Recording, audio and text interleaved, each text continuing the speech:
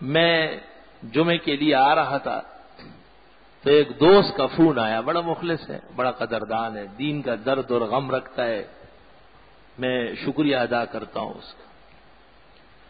مجھ سے پوچھا کہ آج کیا بیان کرو گے؟ میں نے کہا وہی مجنون کا پرانا سبق دہراؤں گا۔ کون سا؟ میں نے کہا شرک و بدعت کا رد، توحید و سنت کا اس بات۔ مجھے کہتے دنیا کہاں سے کہاں پہنچ گئی؟ میں نے کہا کہاں پہنچ گئی ہے؟ جہاں جتنی کوتھی ہے اتھی آن کھلوتی ہے، جہاں سے مڑ کے آئے تھے آدھا پاکستان ادھر رہ گیا اور آدھا یہ باقی یہ بھی جا رہا ہے۔ تو کہتے ہیں مسلمان پٹ رہے ہیں پوری دنیا میں۔ میں نے کہا کیوں پٹ رہے ہیں؟ ایک وجہ آپ بیان کر لے اور دوسری میں بیان کرتا ہوں، پتہ چل جائے گا۔ تو اس نے کہا کہ ان کے پاس اسلحہ نہیں ہے اور انہوں نے بہت کمی کی۔ میں ٹھیک ہے، یہ بات تو صحیح ہے کہ یہ کھاتے پیتے رہے اور باہر ملکوں کو خریدتے تھے، جو بھی یہاں آیا اس نے پاکستان کو بیچ کے باہر بینک بھرے، اور اب جو نمبر ہے وہ بھی دیکھیں گے۔ لیکن میں نے کہا کہ قرآن کریم نے شکست کے جو وجوہات بیان کیے ہیں وہ آپ کو معلوم ہے۔ قرآن کریم نے محمد الرسول اللہ صلی اللہ علیہ وسلم کی 2 جنگوں کا حال بتایا ہے، سورت آل عمران میں غزوہ احد کا اور سورت توبہ کے اندر غزوہ حنین کا، جس میں شکست ہوئی ہے۔ اگرچہ بعد میں جا کے اللہ نے وہ کوئی ہوئی شکست فتح میں تبدیل کی، اور اس کا ثبوت بھی قرآن کریم سے ہے، لیکن شکست بہت ہی افسوسناک درجے کی تھی اور تکلیف بہت پہنچی۔ دونوں میں قرآن نے کہا ہے کہ تم سے نافرمانی ہو گئی تھی، عصائی تم سے نافرمانی ہو گئی۔ کس کی نافرمانی ہوئی تھی؟ جناب نبی کریم صلی اللہ علیہ وسلم نے 50 تیر اندازوں کو بٹھایا کہ نیچے نہ اترنا، وہ اتر آئے۔ میں نے کہا آپ اپنے 6 فٹ کے جسم پر سر سے پاؤں تک ذرا اس کو نافذ کریں کہ نبی نے آپ کو کیا کہا تھا، کیسے رہو اور تم کیسے رہو۔ ٹیلی فون بند کر دیا فوراً۔ میں نے کہا تم جو وجوہات بیان کرتے ہو وہ تو کوئی بھی جانتا ہے، یہاں قرآن سے پوچھو جو آسمانی کتاب آئی ہے۔ قرآن کہتا ہے جب تم نافرمانی کرو گے تو میں دشمنوں سے تم کو پٹاؤں گا، ماروں گا، تمہیں مار لگاؤں گا۔ اس لیے مسلمانوں کو توحید کے سبق پر ڈالنا اور انہیں حضرت صلی اللہ علیہ وسلم کی سنت سے آشنا رکھنا اور ان کے عقائد کو شرک اور اعمال کو بدعت سے بچانا، یہ بہت بڑی ضرورت ہے۔ جہاں اس سے دین کی سربلندی قائم ہو رہی ہے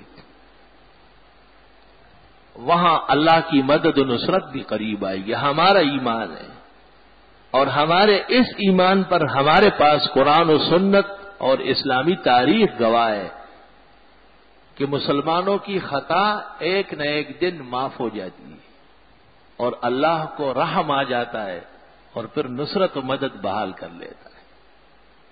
لیکن یہ کب؟ جب مسلم قوم تسلیم کر لے کہ ہم سے غلطی ہوئی۔ جب تک غلطی تسلیم نہ ہو اس وقت تک آزمائش بظاہر طویل رہتی۔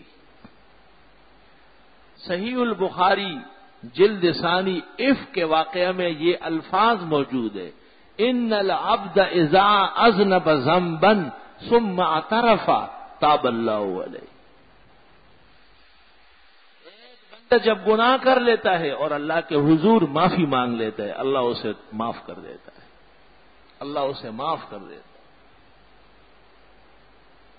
اور حدیث میں ہے کہ شیطان نے رب العزت سے کہا کہ لوگ کیسے بچیں گے مجھ سے، مجھے آپ نے ہر طرح طاقت و توانائی دی، یہاں تک کہ ہمارے خون پر وہ اثر کر سکتا ہے۔ ان شیطان یجری من ابن آدم مجرى الدم، رواہ البخاری۔ انسان کے خون تک وہ دوڑتا ہے ساتھ ساتھ۔ تو حدیث میں ہے کہ رب العزت نے فرمایا کہ میں نے توبہ اور استغفار کا دروازہ اتنا کھلا رکھا ہے کہ یہ جب بھی اس میں آئے گا اس کو کھلا رکھوں گا اور آپ کے سارا داؤ پیچ اور شرارت وہ 1 سیکنڈ میں ختم ہو جائے گی۔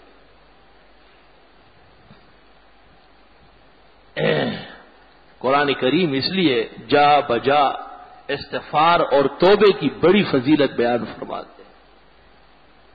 فرق صرف اتنا ہے کہ ہم یہ سمجھتے ہیں کہ توبہ اس کو کہتے ہیں کہ ہم نے کہہ دیا کہ خدا میری توبہ، اس کو تو توبہ نہیں کہتے۔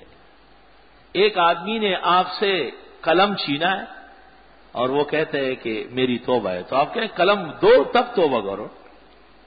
ایک شخص کے کپڑے کو نجاست لگی ہوئی ہے اور اندر بندھی ہوئی ہے اور وہ اوپر سے صابن اور سرف ڈال رہے، آپ کہتے ہیں یہ غلط طریقہ ہے، آپ پہلے سے کھولے اور نجاست نکالے، پھر خالی پانی سے 3 دفعہ دھوئے، دھل جائے گا، پاک ہو جائے گا۔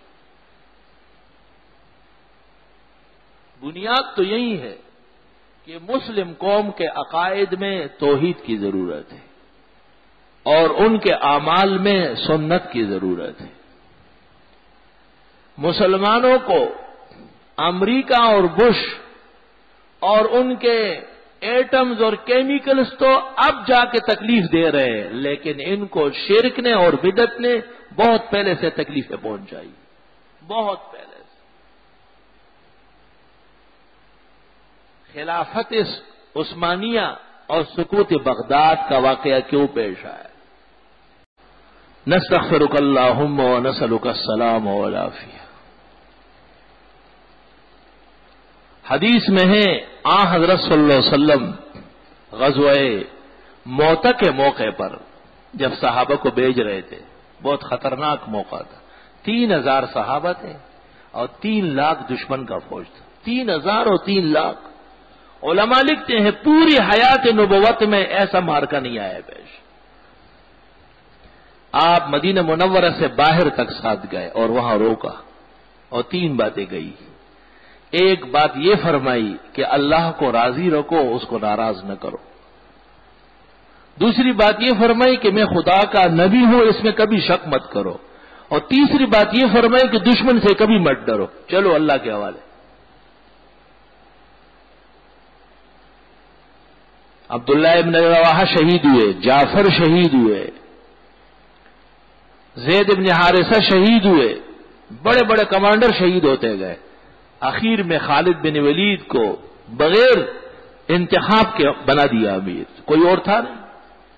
تو خالد بن ولید نے پہلی تقریر جو کی اس میں یہ 3 باتیں دہرائی کہ اس پر قائم رہو، اور پھر معمولی سی جنگی تدبیر میں آگے پیچھے کر کے 3 لاکھ کے افواج بھاگنے لگے، 60,000 مشرکین رومی اس میں گرفتار کیے گئے، 3000 آدمیوں نے 60,000 گرفتار کیے۔ یہاں ملک کو اور مسلمانوں کو خدا کے دشمنوں سے ڈرایا جا رہا ہے، اس لیے کہ خدا کا خوف دلوں سے نکل چکا ہے، اور ایک سینے میں 2 خوف نہیں ہوں گے۔ اگر خدا کا خوف ہو تو مخلوق کا نہیں ہوگا، اور جب خدا کا خوف نہیں ہے تو حدیث میں ہے تخافون عن اذلتکم، تم اپنے چھاؤں سے بھی ڈر جاؤ گے کہ شاید دشمن مجھے مار رہا ہے۔ اللہ اس لیے فرماتے یا ایھا الذین آمنوا، اے ایمان والو، لا تقدموا بین یدی اللہ ورسولہ، اللہ اور اللہ کے رسول سے آگے مت بڑھو، واتقوا اللہ، اللہ سے ڈرے رہا کرو، ان اللہ سمیع علیم، اللہ سب کچھ سن رہا ہے اور سب کچھ جانتے ہیں۔